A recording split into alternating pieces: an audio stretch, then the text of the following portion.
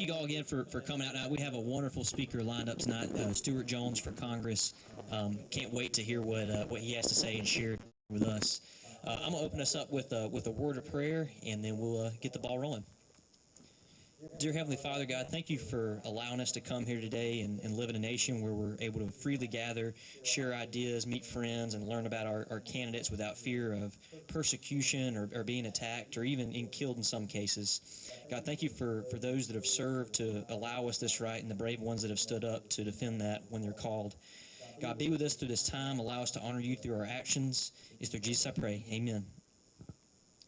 And one of our dear, lovely members, Bonnie, is going to offer a prayer for Israel, who I'm sure you're aware has been in a quite tough situation. So I'm going to hand it off to Bonnie. Thank you, Clay. Baruch atah Adonai Eloheinu melech haolam asher bachar banu b'mitzvotav. Ve'Elohei Avraham, ve'Elohei Yitzhak, ve'Elohei Avraham, ha'el hagadol hagibor v'hanora. Blessed art thou, Lord our God, Father of Abraham, Isaac, and Jacob. Great, grand, and exalted are thou amongst all men. If I may say a prayer for Israel. We ask your blessings for the state of Israel, for the land of Israel, and for the people of Israel. Bless the defenders of the land who guard its frontiers, watch over its home, and protects its people. Bless the leaders of the government with continued wisdom and courage. Grant them vision, dedication, and determination. May they be strong in the face of danger, resolute in the face of challenge, and unwavering in their faith. May the people of Israel unite in love and solidarity. May Israel remain a beacon of hope for the oppressed, an inspiration to those who are free, and a source of hope and light to all humanity. Fulfill in our times the ancient promise. They shall abide in peaceful habitations, in safe dwellings, and in quiet resting places. True peace will only come through Zion. Zion shall be redeemed through justice, and its inhabitants through righteousness. God bless Israel. Thank you, Bonnie. All right, if you all will join me in the Pledge of Allegiance. I pledge allegiance to the flag of the United States of America and to the republic for which it stands, one nation, under God, indivisible, with liberty and justice for all. Thank you. And then our Vice Chairman, Mr. Rick Tate, will lead us in the Republican Creed. Thank you, Clay. As we are a auxiliary group of the South Carolina Republican Party, it's only fitting that we remind ourselves of what we stand for with the Republican Creed. I do not choose to be a common man. It is my right to be uncommon. If I can seek opportunity, not security, I want to take the calculated risk, to dream and build, to fail and succeed, to refuse to barter incentive for dole. I prefer the challenges of life to guaranteed security, the thrill of fulfillment to the stale calm of utopia. I will not trade freedom for beneficence, nor my dignity for a handout. I will never cower before any master, save my God. It is my heritage to stand erect, proud, and unafraid, to think and act for myself, enjoy the benefit of my creations, to face the whole world boldly and say, I am a free American. Thank you. Wonderful. Thank you, Rick. Thank you.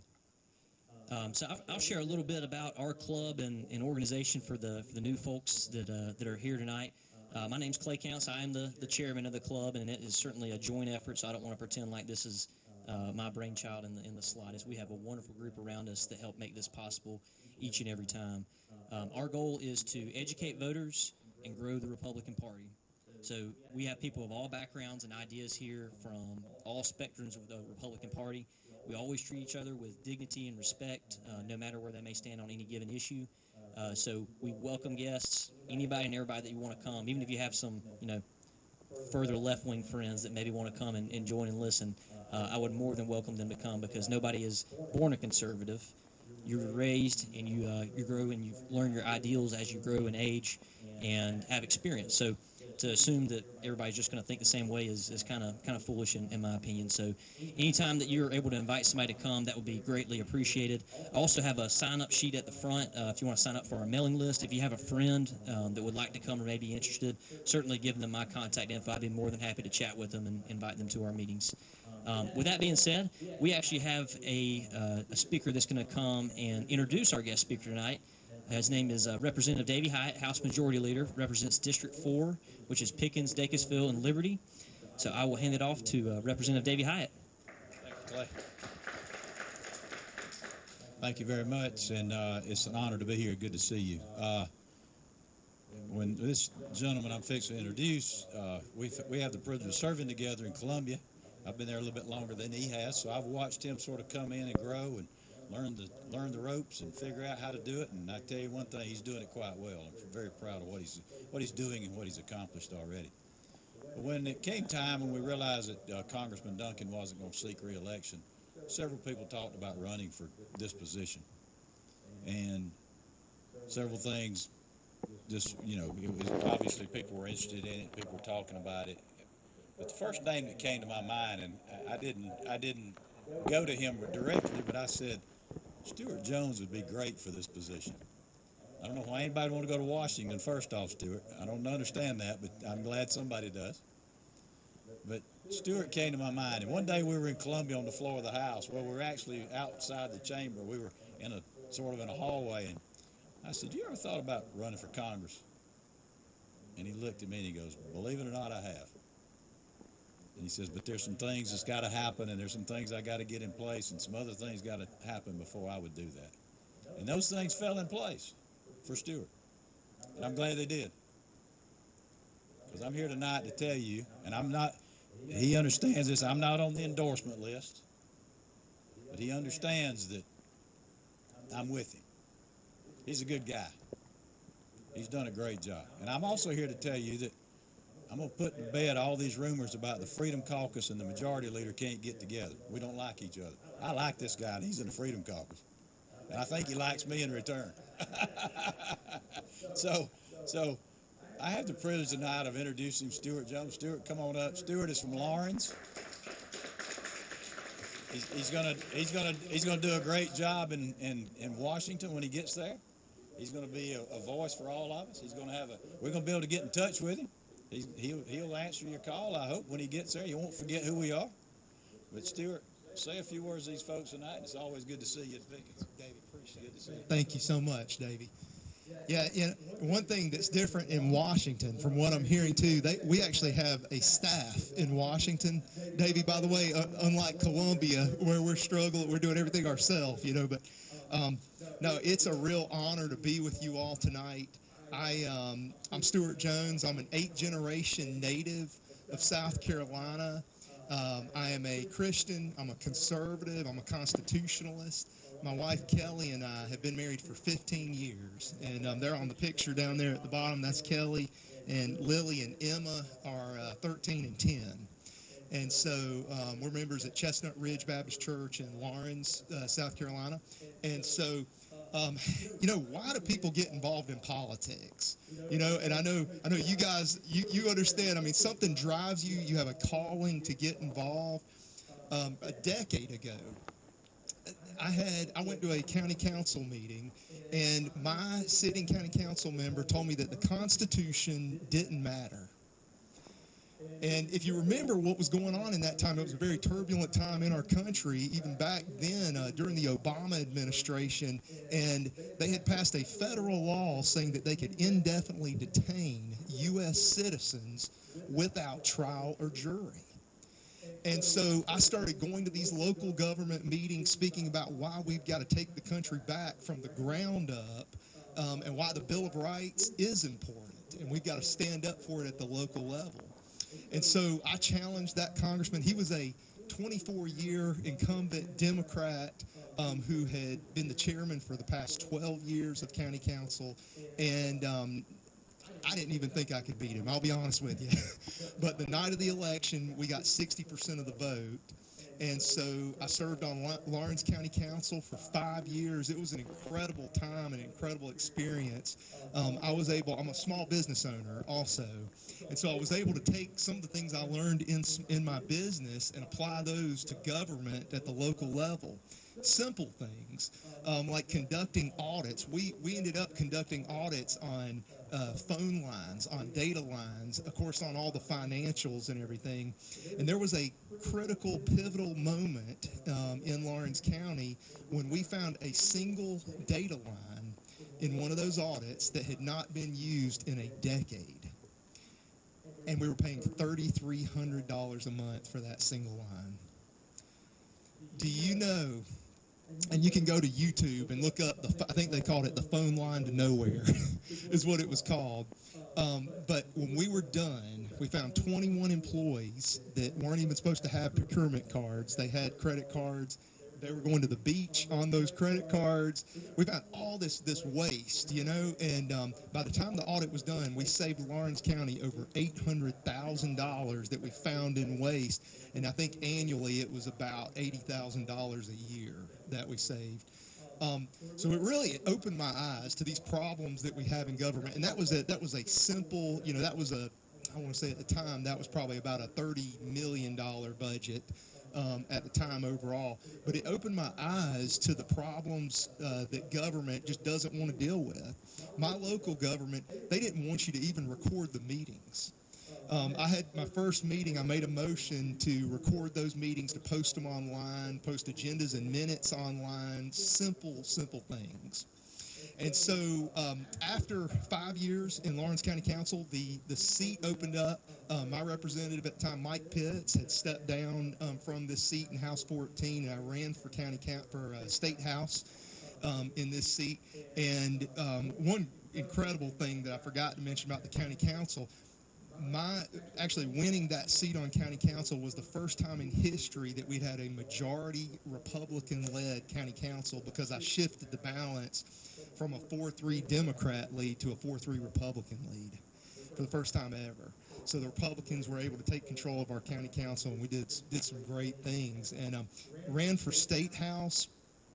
Some of the things that I ran on, and I wanted to list, I had to write it down because, we've done some incredible things. Like Davey was telling you, in the 5 years, this is just in the 5 years that I've been in there serving with Davey, we have passed the Religion is Essential Act, the Motto Act, Save Women's Sports. We passed the Fentanyl Felony Act, Dillon's Law. We passed a bill stopping human trafficking. We exempted military from paying taxes on their retirement. Help not harm, parental rights protection. But the big things I ran on, the heartbeat bill, was one of the main reasons I ran for office here in our state. And that was the very first bill that I had the opportunity to go into a committee and to testify on. So that was incredible. We've actually passed it twice in the House. A lot of these bills we have had, and Davey can tell you, we have had to pass them multiple times, get them over to the Senate. The Senate lets them die very often, so we've had to be very creative on how to get bills through the Senate, pass them. And, I'll tell you this, I'm not an all or nothing person. I believe I look at it like football. I believe we've got to get the first down, hold our ground, and then keep going, and that's how I viewed it. We defunded Planned Parenthood multiple times. The Human Life Protection Act, which was an expansion of the heartbeat bill. We have funded crisis pregnancy centers across the state. But the huge things, I want to tell you, constitutional carry, and there's a lot of good bills there where we protected the Second Amendment and so forth, but we never would have guessed what was going to happen in 2020. Nobody could have guessed that in a million years of what was going to happen. And in 2020, I want to tell you, when things started locking down and we had to stand up for people at the local level across the state, Davey led the way. He led the way today, along with myself, we filed a bill against a federal vaccine mandate. And nobody thought that this would ever happen, but we filed it just in case it would happen. And sure enough, in September 2021, Joe Biden issued these executive orders for a federal COVID vaccine mandate. And so we sprung into action. I remember the press conferences and everything. Davey and I were there together fighting to get this legislation forward. Merle Smith, who was actually in the Ways and Means at the time, personally saw that we got the bill through committee. It was a total team effort to get that passed, and we did it.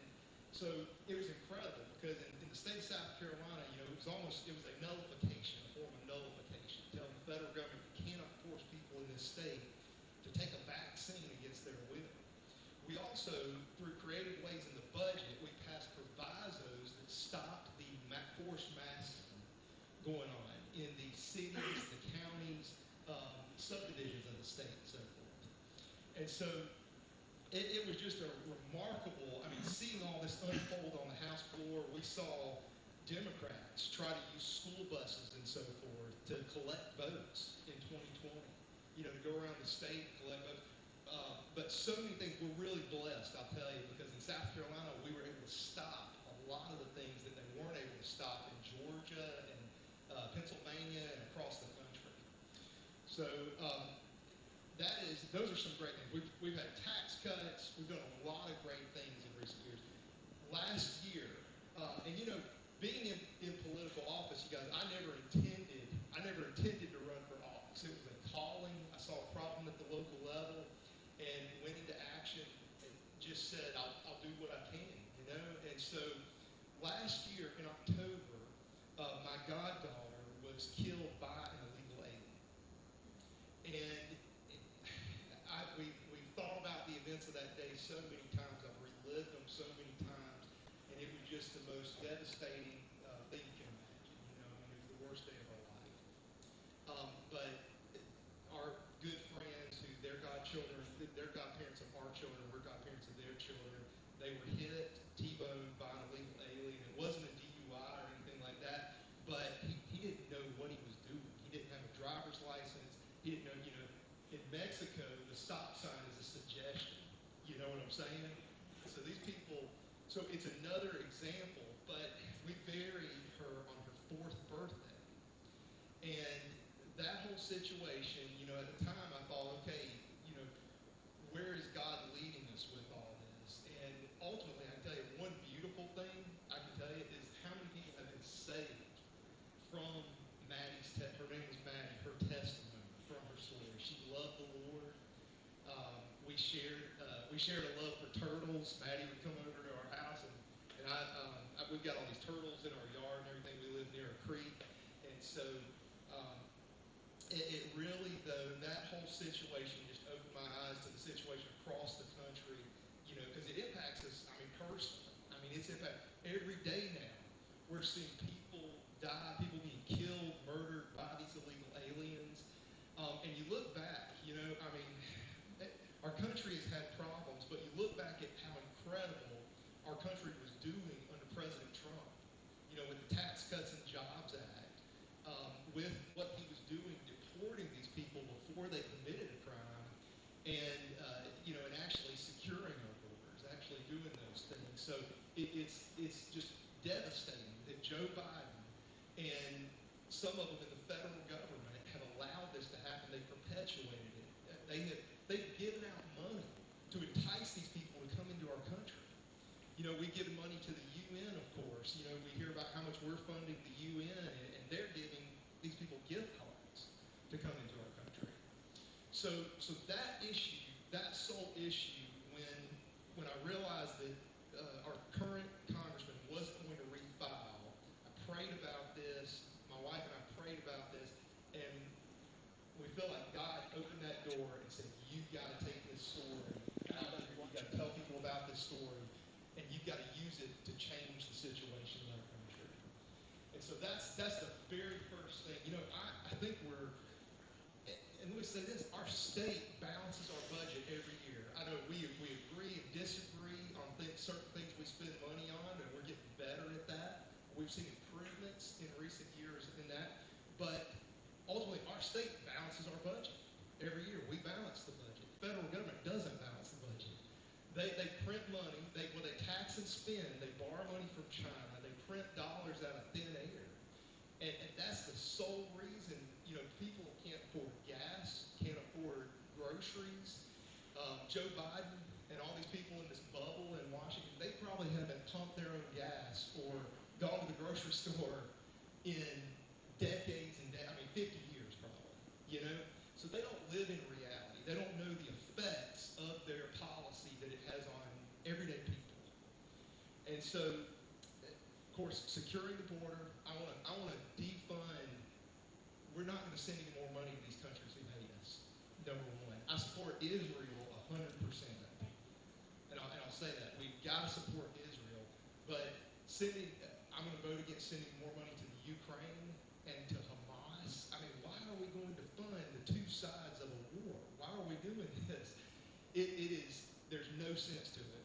So, and that's a way, too, we can reverse, the Bidenomics that people talk about. We can reverse that policy by doing some of these things. I'm a big believer in gold and silver, in sound money, and the thing is like the founding fathers, Thomas Jefferson said that paper is the ghost of money. And they knew it. They had experienced it. They had read about it, about the inflation, about what it can do to a currency.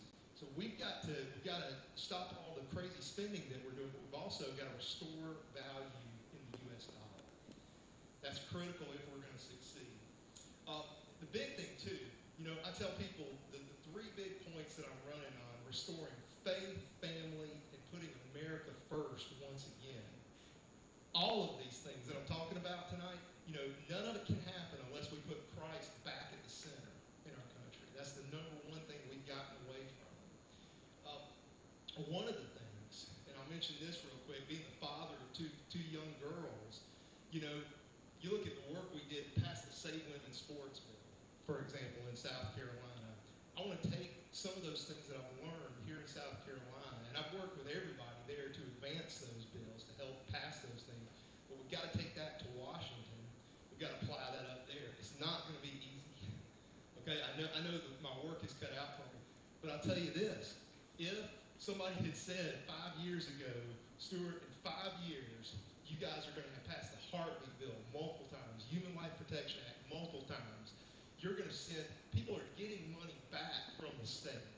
You're going to send money, you're going to balance the state budget and send people their tax dollars back. Now, the sad part, right now, we're paying that money, we're giving that money in federal taxes is what we end up doing. We got to change that. Constitutional carry, Second Amendment preservation, telling Joe Biden you can't come into South Carolina and take our guns. If somebody had said, you can do all this, you guys are going to accomplish all this in 5 years, I would have said, people that had been there for decades prior had been trying to do most of those things for a long, long time. And so I consider myself blessed. When I talk about a lot of this stuff too, I'll tell you this: there's 124 of us in the South Carolina House right now. There's 46 senators. Nothing happens because of one person. It's a team effort, and you have to be able to work with people. You have to be able to communicate with people. I think I can take this to Washington and use it for the better of our country. So that's a lot. I know I've just said a lot there. I'll tell you a quick story too. This is kind of funny. Me and a buddy of mine who started this campaigning stuff together 10 years ago, we would start knocking doors at sun up. We would be out there knocking doors. We'd be at the local diner drinking coffee and meet with people before that, and then we'd start knocking doors. And we would go from sun up till sundown. And one day, it was like the sun was almost down. You couldn't really see anything. And we had down to a system. My buddy, he would actually stick the sign in the yard while I was knocking on the door. So I would be knocking on the door, and so one day, knocking on the last door of the day, and this fellow opens the door, and I said, "Hey, I'm Stewart Jones. I'm running to be your county councilman. I'd love to have your support." And he reaches out his hand, and I'm shaking his hand. And about that time, I hear a man. It sounds like a man, but it's a scream behind me. And I don't know what's going on. And I'm shaking his hand, and the guy goes, and he's looking around me like this. And I don't even want to look back at this point because I don't know what's going on. So I turn around and I look back, and my friend has his shorts around his ankles. He has stepped in a pile of fire ants. He has put the sign in a pile of fire ants. And so he's running around in the yard behind me, trying to get the fire ants off of him and everything. And I'm still shaking the guy's hand while all this is good. I look back and then turn around and look at the fella. And all I can say is, I want to increase government transparency, not this kind of transparency. And so that's, it's a wonder he didn't call the sheriff on us, luckily, and he became a good supporter and everything. And so that's a little bit about me. I thank y'all so much for having me tonight and everything. And at this time, I'll be happy to take some questions if anybody has questions. I got the mic, and I'll bring it to you. I'll start with one. Oh, okay. President Trump has started talking about not just closing the border, but deportation. I think I think people like hearing that. But how about encouragement to self-deport? This is about as far drastic as you can get, I suppose, but make it a felony to house or employ an illegal alien. What do you think? Yeah, absolutely. We can do that. There's ways we can do that through E-Verify. And also, I filed a bill. When this incident happened with my goddaughter, I filed a bill here in South Carolina that strengthens our E-Verify system. So it makes it more strenuous it allows SLED, it allows our Attorney General and so forth to have more oversight on that. That's one major way to do it. On the deportation, we can ask what we need to do here. And there's got to be a system with local law enforcement. That's President Trump realizes how important our sheriff's offices are in South Carolina, or working with local law enforcement. And so there's got to be coordination with them to get those individuals. One thing, going through and seeing this whole situation firsthand, that really is bothersome, is troublesome about this, is that we've got to get people before they commit the crime. So the illegals that are here right now that haven't committed a crime, we need to deport them. We need to get them out of here. The ones who have committed a crime, they need to stand trial. And part of what's going on right now with the Biden administration is they will actually come get, if somebody commits a crime, Biden will then deport them. So they don't ever stand trial. The people that are here illegally are just everywhere, right? Are coming in, flooding into the country every day, and until they commit a crime, they're not deported. But under President Trump's system, we were deporting them before they committed the crime. So that's what we got. The fella that hit my goddaughter too, I think I forgot to mention that, he was deported under President Trump and came back under the Biden administration. My point was, if you can't get a job or a place to live, you're living. Yeah. Yes. If I can touch on something that Pickens said, I've been retired from the business world for 20 years, and even back then, every single person that I hired, I had to fill out an I-9. They had to provide me Social Security, driver's license. They had to prove that they were an American citizen before I could hire them. That's federal law, and the fact that it's been ignored for so long is absolutely abhorrent.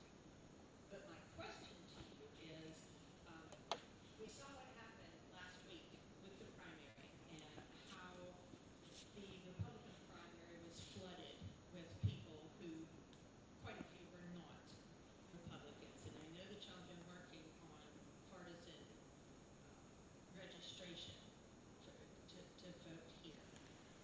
How is that coming along? Yeah, the good news is that we have had some votes on it in recent years. I know for closing the primaries, and that number is growing.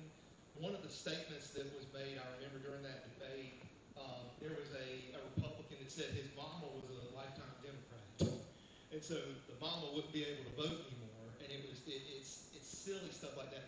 But the good news, I think the advisory poll that was on the latest election too, that will help as the state party level, the Republican Party level. And yeah, we've got to close our primaries. I heard some ads, and I'm sure you guys heard those same ads. They were Democrats, you know, on the radio and so forth. They would be like talking about, you need to go vote for, you know, vote for Haley in this election, and then go vote for the Democrat in the next election, you know, and just talking about how they had to stop Trump and everything. And yeah, it's crazy. We've got to stop that, because especially with all these people coming into our state. Now, I know there's a lot of people that have come here during COVID because they were fleeing that oppression. They were fleeing, you know, New York and all these states that were pushing all these mandates on them and everything. But we've got to be careful, and I think we've got to close the primaries.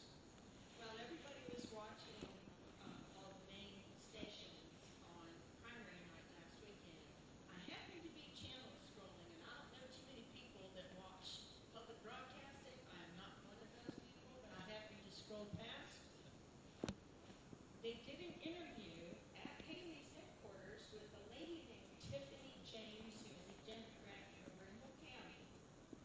And she said publicly in this interview on NPR ETV that they were encouraging Democrats, as many as they could, to flood the primary, to vote for Haley, to do anything they could to make sure that Trump wouldn't win. And if that's not wrong, I don't know what is. Even with them flooding I'll just throw this in, even with them flooding our primary the way they did, that advisory question still got over 70% votes. Yes. Anybody with questions? Come on, guys. Well, and I'll tell you this, maybe somebody thinks of another question in a moment here. Do you have a question? Yeah. Okay. Okay. Yes. What's happening with the so-called health czar bill? Yeah. So, and let me say this on that bill. So, there's some good, you know, we know where the road to good intentions goes. You know what I'm saying? But here's the thing: we want to consolidate agencies. I completely agree with that portion. There's a Senate bill that mirrors this one. There's some language in there on the local law enforcement, and that will probably be corrected throughout this process. You know what I'm saying? That was the most concerning aspect of it to me. And my sheriff, there were a number of sheriffs in the upstate that were calling us and saying, we don't want this. You know, we want to be able to act for the people and for the Constitution, defending the Constitution at the local level, not taking a top-down executive order from a secretary or a health czar. So, yeah, it's the Senate's passed the version of it, and I believe they removed that language, or they changed the must changed to a may. And the House version is going over the Senate, so we'll see what happens. Yeah, actually. So, looking at Ukraine, you mentioned foreign aid. Where do you think the United States position should be? I've heard various ideas. Give somebody the mic, make sure you're not between. Whispers don't work. When you give somebody the mic, make sure you're not between them and the camera. Do you believe that we should, because Ukraine is essentially a puppet state of ours now, and we're unlike to them, and we pull out, they really cease to exist. Should we push for a peace, or just pull back and say whatever happens, or what's your take on that? Yeah, it's, I think about, and you think about how much peace we had in the world when President Trump was in the office. They criticized him so much, and nobody's perfect. I mean, everybody, we all don't say the right thing all the time, but President Trump spoke truth to power. And that was the awesome thing. He walked into North Korea. You know what I'm saying? I mean, he went over there. He was more diplomatic than all the Bidens, the Clintons, the Obamas, all these people who are essentially, they're warmongers. I mean, they want to keep the wars going. And so I think, number one, we got to have a leader like President Trump, and we got to get President Trump back in there so that he can de-escalate the situation. He can help with it. That's number one. Number two, oftentimes, like we were talking about earlier, we're funding multiple sides in the conflict. And so I think we can anytime we go into a war, we've got to have a clear objective. I'm a firm believer in constitutional foreign policy, of course, which, I believe that was Reagan's policy, peace through strength. That was our founders' policy. And so we've got to restore that. We've got to be diplomatic, but we got to let them know we mean business, and we're not going to stand around and allow them to do this to people. And so, Before I ask another one, anybody want the microphone to ask a question? You want, John? Speaking of Ukraine, would you be in favor of supplying weapons only and nothing else? Yeah, honestly, I don't know, without knowing all the details, I don't know who they would go to, how they would use, so I'd want to know all those details before agreeing to anything like that. But I think number one, I think right now we've got an invasion in our own country, and we've got to stop that first, because we can't help anybody in the world unless we secure our border first. So I'd like to get into a little bit more specifics on the budget. Like when you account for defense spending, interest on the debt, Social Security, social welfare programs, you only end up out of a, what is it now, $6.7 trillion budget, only like $900 billion is discretionary spending. So there's going to have to be some, we're taking in 4.75 and spending close to 6.75. So we're spending $1.5 trillion or more than we have every year, and that's unsustainable. So there's going to have to be some hard decisions on where we cut the spending. You can't keep taking from the government deciding Clay's not got enough money, and I've got too much, and redistributing, taking from me and giving to him. Those kind of things have got to end. Well, it's got to be. There's going to be hard decisions. You got any thoughts on that? yeah, robbing Peter to pay Paul, of course. Exactly. Yeah, And creating inflation. yeah, and the inflation. That's the amazing thing on the inflation. Let's talk on that first, because the amount of dollars that have been printed and injected into the economy in recent years and during COVID and so forth, it's unprecedented. It's put our debt to GDP levels, of course, are above 125%. The dollar is going to collapse, is what's going to happen. And that's going to be a real crisis. It's happening right now because people can't afford things they need. There is the best plan I've seen, and the most, the most responsible way to do it that I've seen is the penny plan. And when it started out, it was only going to take 1 penny of it. You cut 1 penny of every federal dollar spent, and you could balance the federal budget in 5 years. Now, with inflation and with the amount of debt that we have, it takes 6 pennies per every federal dollar. But you can still do it. So that's going to be one of the first bills I'm going to co-sponsor. Sounds like an idea to me. Yes. Roy, you want to? I'm going to call you out.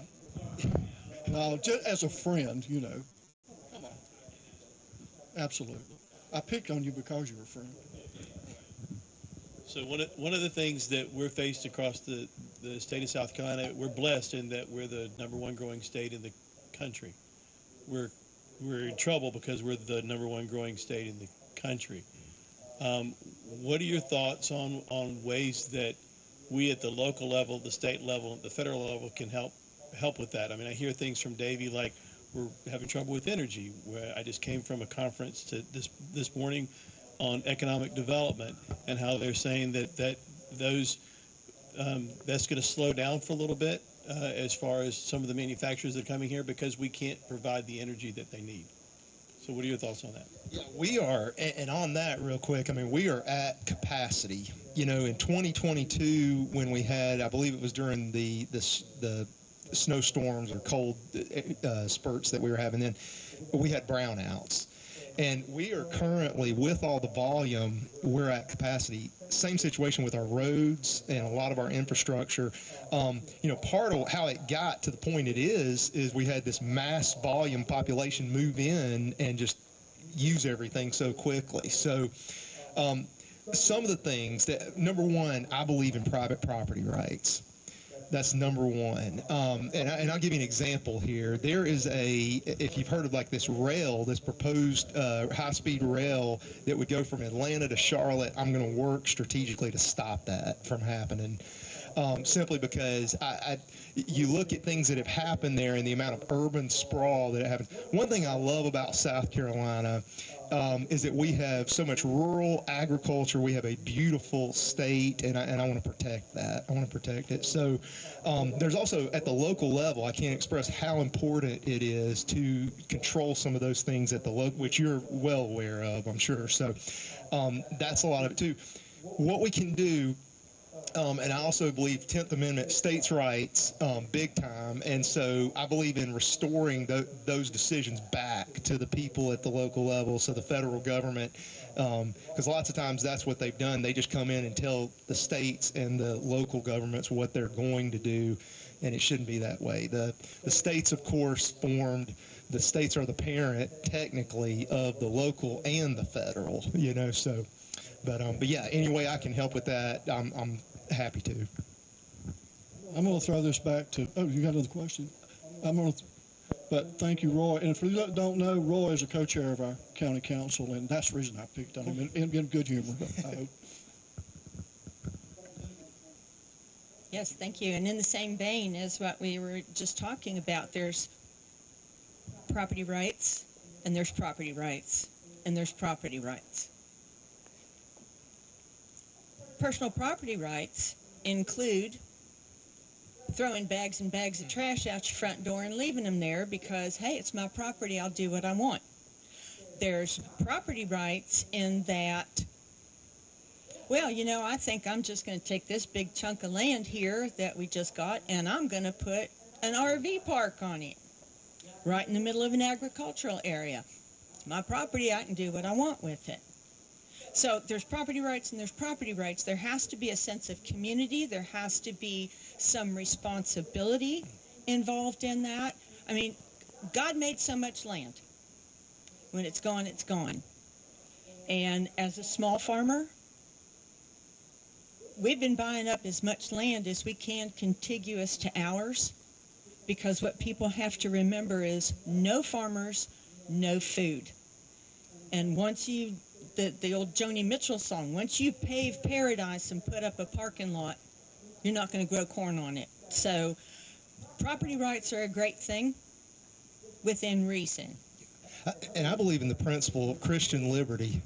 You know what I'm saying? So, and what that means is I can't be a stumbling block to others. My liberty ends where someone else's begins, and so that we've got to respect other people's private property, so that's a foundational principle. So, and I think we can do a lot of that at the local level. It's just getting from the position I'm running for, of course, it's getting the federal government out of the way,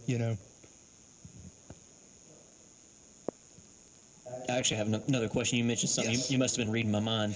So talking about states' rights. I think we're probably on the same page of, as a constitutionalist, our view of where the states stand in regard to federal power.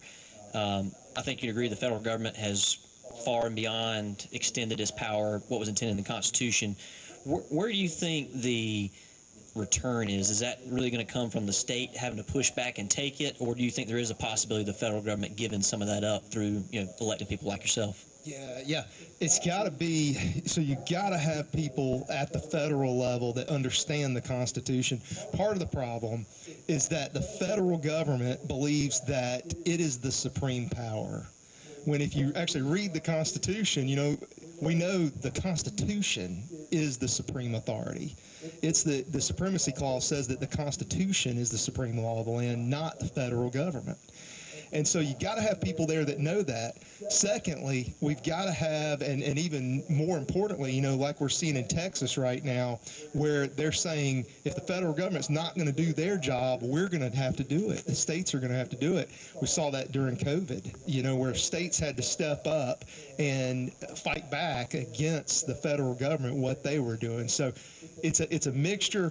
Federalism, of course, is controlled by states' rights, and by the states having the authority. Any other questions?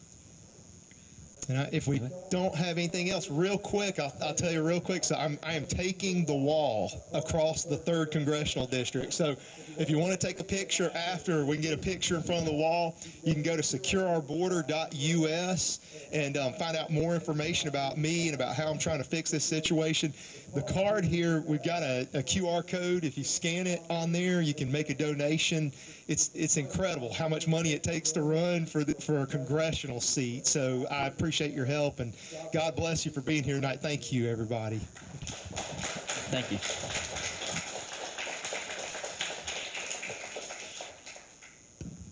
Thank you, Stewart.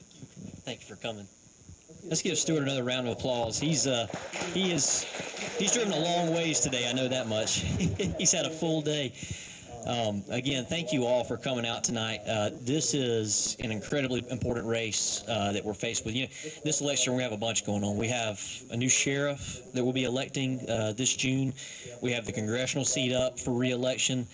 There's a lot going on. So make sure that you're informed, your friends are informed, and invite somebody to come with you next time. We would love to have them. Thank you all for coming tonight. Drive safe, and we'll see you again next time.